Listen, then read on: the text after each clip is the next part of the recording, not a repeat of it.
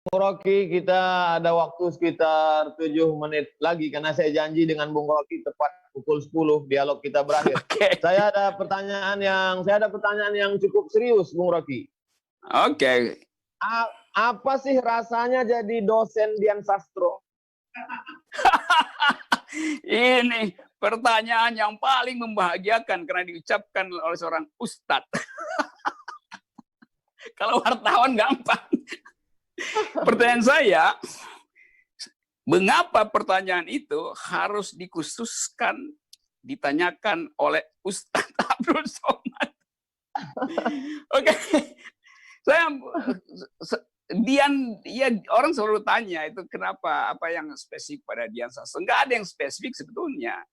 Cuman pada waktu itu Dian Sastro itu public figure, orang yang dikenal di semua stasiun TV, semua mata kamera selalu membuntuti dia. Lalu dia masuk departemen filsafat. Saya kebetulan ngajar di situ waktu dia masuk. Saya tahu perkembangan intelektualnya tuh. Waktu dia mau bikin skripsi, dia minta saya pembimbingnya. Saya bilang minta izin pada ketua departemen supaya nggak ada gosip gitu, favoritisme. Ketua departemen bilang oke, maka saya bimbing skripsi dia tuh. Selama pembimbingan ya karena dia public figure, ya udah pasti macam-macam perspektif ada. Kemudian masuk hari ujian itu. Ini saya mau terangkan supaya orang juga bisa belajar dari event semacam ini. Waktu masuk ujian, biasanya di UI, pembimbing itu memberi nilai. Nah, pembimbing biasanya memberi nilai yang bagus supaya bimbingannya lulus kan. Yang kedua, ujian itu tertutup. Hanya beberapa dosen yang ada di situ yang boleh ikut. Nah, saya merasa, oke, ini banyak isu, maka saya bilang, oke, saya mau lawan ketentuan di UI. Saya bilang, ujian akan terbuka, semua orang boleh nonton pembelaan skripsinya Dian Sastro. Bahkan pers boleh datang. Mahasiswa boleh datang, semua dosen. Itu pertama kali saya terobos aturan itu. Karena saya mau bilang harus fair. Kalau dia nggak bisa jawab, dia akan diolok-olok oleh satu kampus UI itu.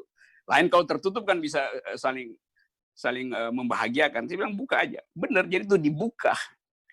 Lalu saya bilang ke Dian dan pada pimpinan Departemen Filsafat, saya bilang, saya pembimbingnya, tapi saya nggak akan kasih nilai. Jadi silahkan kalian kasih nilai. Kalau dia memang bodoh, kasih dia nilai D. Kalau dia pintar, kasih dia A. Tuh. Akhirnya, itu disepakati. Itu pertama kali pembimbing tidak kasih nilai. Supaya fair. Gitu. Kalau kasih nilai, siapa sih akan lulus? Saya nggak kasih nilai.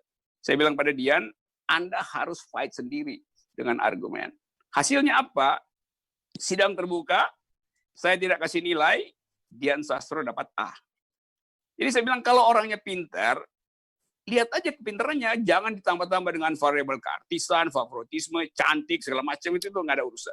Jadi otak hanya bernilai otak, itu poinnya tuh. Dalam politik juga harusnya begitu tuh. Gitu. Jawabannya